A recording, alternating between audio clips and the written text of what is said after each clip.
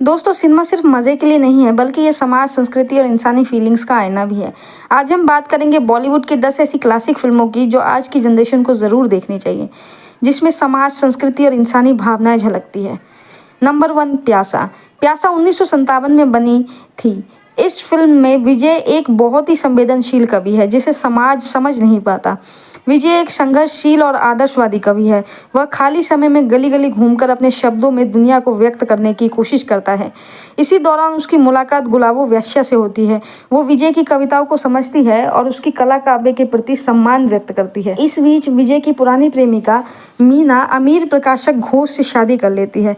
विजय को यह देखकर बहुत दुख होता है कि वो पैसों के लिए अपना सम्मान और प्रतिष्ठा छोड़कर किसी और के साथ चली गई। फिल्म में गुरुदत्त ने अपने खुद के अनुभव और संघर्ष विजय के किरदार में डाले, जिससे कहानी और भी ज़्यादा ऑथेंटिक और दिल को छू लेने वाली बन गई।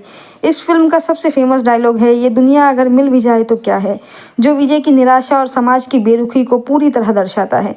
गाने भी इतने आइकॉनिक है कि आज भी लोग उन्हें सुनते हैं और इमोशंस को महसूस करते हैं, जैसे ये दुनिया अगर मिल भी जाए तो क्या है और सर जो तेरा चकराए। बिहाइंड द सीन्स की बात करें तो गुरुदत्त और वहीदा रहमान शूटिंग के दौरान अक्सर रोते थे, क्योंकि किरदार और कहानी में इमोशंस बहुत गहरे थे और यही फिल्म को टाइमलेस और ऑडियंस के दिलों में हमेशा जिंदा रखता है। Number 2, mother India.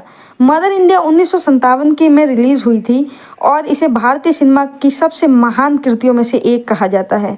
कहानी राधा नाम की एक गरीब माँ की है, जो अपने बच्चों को और पूरे गांव की भलाई के लिए हर मुश्किल झेलती है। गरीबी, कर्ज, प्राकृतिक आपदाएं और समाज की समस्याएं सबका सामना करते हुए भी राधा कभी हार नहीं मानती और अपनी इज्जत और प्रिंसिपल्स को सबसे ऊपर रखती है। इस फिल्म का सबसे यादगार डायलॉग है, माँ का साया हमेशा अपने बच्चों के ऊपर होता है। पर्सनली मेरे को ये डायलॉग नहीं, हर माँ के जीवन का सच लगा। यह लाइन राधा के त्याग और माँ के निस्वार्थ प्रेम को परफेक्टली डिफाइन करती है। गानों की बात करें तो ओ गाड़ी वाले, धीरे धीरे हाँक रे, दुख भरे दिन बीते रे भैया जैसे गाने उस दौर के गांव के संघर्ष और भावनाओं को जीवंत कर देते हैं। बिहाइंड द सीन्स में नरगिस को बहुत कठिन सीन्स करने पड़े थे, जैसे कीचड़ में शूटिंग करना और असली भैंस के साथ रिस्की सीक्वेंस देना, लेकिन उन्होंने हर सीन को बखूबी निभाया। एक सीन ऐसा भी था जब वो आग की लपटों में आ गई, और यही डेडिकेशन और कहानी की गहराई मदर इंडिया को एक ऐसी फिल्म बनाती है जो आज भी हर दर्शक के दिल में बसती है और भारतीय माँ के सेक्रीफाइस और स्ट्रेंथ का सिंबल बन जाती है। Number 3, Dashrath Manjhi the mountain man. साल 2015 में बनी ये फिल्म एक सच्ची घटना पर आधारित है। फिल्म बिहार के गरीब मजदूर दशरथ मांझी की है, जिसकी पत्नी की मौत इसलिए हो जाती है क्योंकि अस्पताल तक पहुंचने का रास्ता बहुत लंबा और कठिन था। इस हादसे के बाद मांझी ठान लेते हैं कि वे अकेले ही पहाड़ काटकर गांव वालों के लिए सीधा रास्ता बनाएंगे। उन्होंने 22 साल की कड़ी मेहनत से 360 फीट लंबा और 30 फीट चौड़ा रास्ता अपने हाथों से बना दिया। इस फिल्म का सबसे यादगार डायलॉग है, भगवान के भरोसे मत रहिए, क्या पता भगवान आपके भरोसे हो। बिहाइंड द सीन्स की बात करें तो फिल्म की शूटिंग बहुत मुश्किल रही।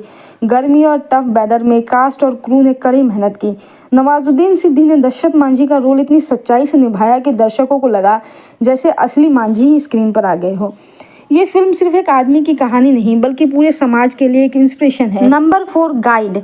1965 की गाइड भारतीय सिनेमा की सबसे बेहतरीन फिल्मों में गिनी जाती है। ये कहानी एक ट्रैवल गाइड रोहन की है, जो संयोग से एक शादीशुदा औरत राधा से मिलता है और उनकी ज़िंदगी में प्यार, धोखा और आखिरकार सुधार और अपने किए सुधारने की यात्रा शुरू होती है। इसके गाने भी कालजयी है, आज फिर जीने की तमन्ना है, गाता रहे मेरा दिल और दिन ढल जाए हाय रात ना आए, जो आज तक सुने जाते हैं। लोग भले ही फिल्म को न जानते हो, लेकिन इसका गाना हर कोई जानता है। इस फिल्म की खासियत ये रही कि देव आनंद ने खुद कई डांस स्टेप्स और कुछ सीक्वेंस कोरियोग्राफ किए, जिससे फिल्म को एक अलग ही चार्म मिला। गाइड इच्छाओं, गलतियों और खुद को सुधारने की यात्रा को गहराई से दिखाता है। यही वजह है कि ये फिल्म समय बीतने के साथ भी एवरग्रीन मानी जाती है। नंबर 5, आराधना। 1969 में रिलीज हुई शक्ति सामंत की आराधना सिर्फ एक फिल्म नहीं, बल्कि राजेश खन्ना के सुपरस्टार बनने की शुरुआत थी। कहानी एक भारतीय वायुसेना पायलट और गांव की मासूम लड़की की है।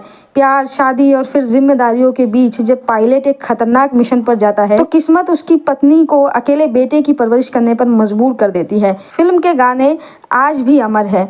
मेरे सपनों की रानी कब आएगी तू, रूप तेरा मस्ताना और दिल को छू लेने वाला लोरी गीत, चंदा है तू मेरा सूरज है तू। और हाँ, इस फिल्म में हमें वो डायलॉग भी दिया जिसने राजेश खन्ना को अमर बना दिया, बहुमोशाई जिंदगी बड़ी होनी चाहिए, लंबी नहीं। आराधना एक ऐसी प्रेम कहानी है जो त्याग और ममता की मिसाल बन गई। नंबर 6, अमर 1954 में रिलीज हुई महबूब खान की अमर एक सामाजिक ड्रामा है जिसमें दिलीप कुमार और मधुबाला ने अमर किरदारों को जीवन दिया। कहानी एक होनहार वकील की है जो एक महिला को न्याय दिलवाने के लिए समाज और अपने पेशे से टकरा जाता है। वह सच और इंसाफ की राह चुनता है, इवन अगर इसके लिए उसे अपनी प्रतिष्ठा और करियर की ही क्यों ना खोना पड़े। जब जब फूल खिले, यह नादान दिल और इन हवाओं में जैसे फिल्म के गाने आज भी सुनने वालों के दिल को छूते हैं। इसके संवाद समाज में न्याय की अहमियत, वकील की जिम्मेदारियों और इंसानी रिश्तों की पेचीदगियों को उजागर करते हैं। अमर एक ऐसी क्लासिक फिल्म जिसने भारतीय सिनेमा को प्रेम, न्याय और बलिदान की नई परिभाषा दी। नंबर 7, गोलमाल 1979 की ऋषिकेश मुखर्जी की निर्देशित कॉमेडी फिल्म गोलमाल अमोल पालेकर की कहानी है जो नौकरी पाने के लिए भवानी शंकर यानी उत्पल दत्त के सामने सीधा साधा और संस्कारी लड़का बनकर नकली मूंछों के साथ जाता है और उनकी शर्तों पर खरा उतरता है। लेकिन जब भवानी शंकर उसे एक दिन बिना मूंछों के खेलते हुए देख लेते हैं तो वह सच छुपाने के लिए अपने ही एक काल्पनिक जुड़वा भाई लक्ष्मण प्रसाद का किस्सा गढ़ देता है। इसके बाद वह कभी राम प्रसाद और कभी लक्ष्मण प्रसाद बनकर दोहरी जिंदगी जीने लगता है जिससे हास्यास्पद स्थितियां उत्पन्न होती है। कहानी तब और मजेदार हो जाती है जब भवानी शंकर की बेटी लक्ष्मण से यानी अमोल पालेकर के बिना मूंछों वाले रूप से प्यार करने लगती है। फिल्म में गोलमाल है भाई, सब गोलमाल है जैसे गाने और टेक केयर ऑफ योर मुस्टा माई सन जैसे संवाद बेहद मशहूर हुए। यह फिल्म इतनी लोकप्रिय हुई कि इसे तमिल, कन्नड़ और मलयालम भाषाओं में भी रीमेक किया गया।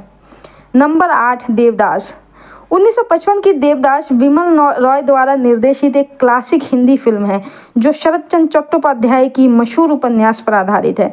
इस त्रासद प्रेम कथा में दिलीप कुमार ने देवदास, सुचित्रा सेन ने पार्वती और वैजंती माला ने चंद्रमुखी का किरदार निभाया।